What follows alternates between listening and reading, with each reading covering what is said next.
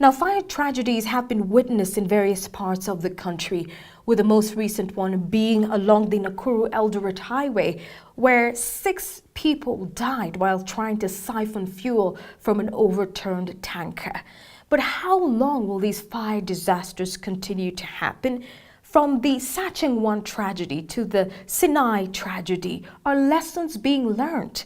The fire disasters are becoming common and quite disturbing. Kenya has witnessed quite a number of fire-related deaths recently, and this is an issue many never learn from past experiences. The Sacheng 1 fire disaster is still fresh in many minds. In 2009, over 100 people lost their lives trying to siphon fuel from an overloaded tanker which succumbed to its weight, a tanker ferrying some 50,000 liters of unleaded petrol that was headed for South Sudan. Many did not see it as an accident. They celebrated in what was to become one of the deadliest tragedies in the country. 2 years later, another tragedy struck, the Sinai fire tragedy, in which 100 people died and 160 injured, was caused by a leaking gasket costing less than 1,000 shillings as per the investigation.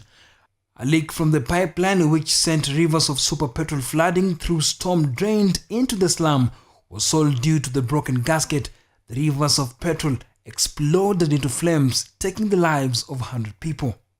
6 people lost their lives as they rushed to draw fuel from a tanker that overturned on the Nakuru-Eldoret Highway on Sunday.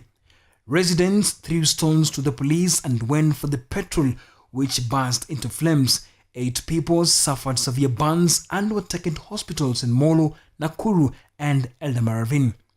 A common question asked by many: when will we learn? The reason has been blamed on poverty. There seems to be no effective strategy in place in Kenya to prevent the risk of a recurrence.